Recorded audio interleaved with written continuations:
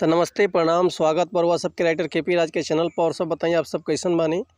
उम्मीद करते रहुआ सब भी बढ़िया होखब, अच्छा होखब। तो रहुआ सबन खातिर लेके आ गए बनी बिल्कुल दर्दनाक, बिल्कुल हिट, बिल्कुल ब्लास्ट, बिल्कुल खतरनाक मैटर भोजपुरी ट्रैक पर भोजपुरी लयदारी सॉन्ग। अगर एकरा के रहुआ नया म्यूजिक बनवा के बढ़िया से गायकी कहतनी, दिल से गायकी कहतनी तो 100% बाकी गाना और मार्केट में ब्लास्ट करी।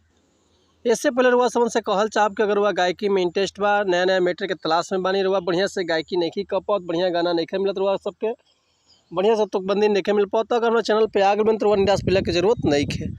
काहे से कि रुआ समन खातिर हम हर एक प्रकार के सॉन्ग लिखिले, हिंदी होके चाहे भोजपुरी होके, चाहे रुआ कोनो भी ट्रैक पर भोजपुरी गाना लिखवा सकिले। लव सॉन्ग, ऑर्केस्ट्रा सॉन्ग, बेवफाई सॉन्ग, पूर्वी, निर्गुण, भजन, चाहे लयदारी संग, चाहे रंगदारी संग, चाहे जातिवाद संग, चाहे वो अपना मन पसंद के कोनो भी गाना लिखवा सकिले भोजपुरी में, वो बिल्कुल उचित चार्ज पर। तो ऐसे कहल चाहब कि रहुआ अगर हमारे चैनल पे आ गए बन तो चैनल के लाइक करी, सब्सक्राइब करी और बेल आइकन प्रेस कर दी, ताकि कोनो वीडियो अपलोड करी तो सबसे पहले नोटिफिकेशन रहुआ समन के मिले। अगर वह सबके वीडियो अच्छा लगा तो एगो प्यारा सा कमेंट कर दी। चलिए देर ना करते हुए आज के मैटर देखल जाए कैसे बा, कौन लय है, कौन धुन है, रहुआ समन के हम गा के बताओ थे। उम्मीद करते रहुआ सबके बेहद पसंद आई। गाना आए रहे खेसारी भैया के बहुत ही बढ़िया गाना बाजल मार्केट में कि चढ़ली जवानी देह टूटे अंगड़ाई के, कि चढ़ली जवानी देह टूटे अंगड़ाई के, सजनावा भजनावा गावेला रघुराई के, सजनावा भजनावा गावेला रघुराई के। तो यही ट्रैक पर वह समन खातिर लेके आ गए बिल्कुल दर्दनाक मर्द मेहरारू के स्पेशल सॉन्ग। चलिए देखिए गाना कैसे बा।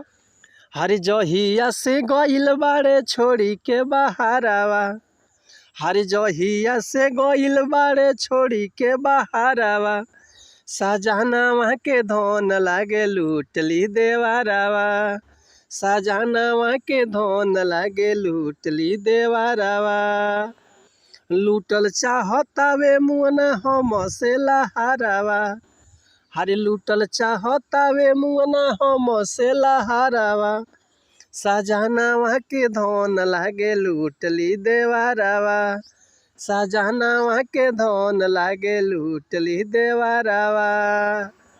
तो उम्मीद करतनी मैटर हुआ सबके बेहद पसंद आयल हुई। अगर ये गाना के रुआ फुल लिखवाओ चाहतनी तो डिस्क्रिप्शन में हमारे कॉन्टैक्ट नंबर बा, व्हाट्सअप नंबर बा, कॉल कर सकलिए, व्हाट्सअप कर सकलिए, रुआ के बिल्कुल उसी चार्ज पे फुल गाना मिल जाए। एक और बात रुआ सबसे कहल चाहब कि अगर हमारे गाँव में कोनो मिस्टेक भइल होखे तो भैया क्षमा चाहतनी।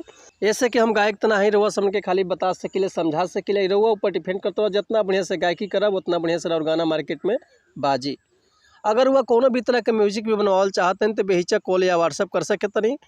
तो मिलत है नेक्स्ट वीडियो में कुछ नया गाना, कुछ नया धुन, कुछ नया कंपोजिशन लेके, कुछ नया मैटर लेके। तब तक के लिए रुआ सबसे अनुमति चाहता नहीं। नमस्कार, प्रणाम, जय हिंद, जय भारत, जय भोजपुरी समाज, हर हर महादेव, जय शिव शंभो।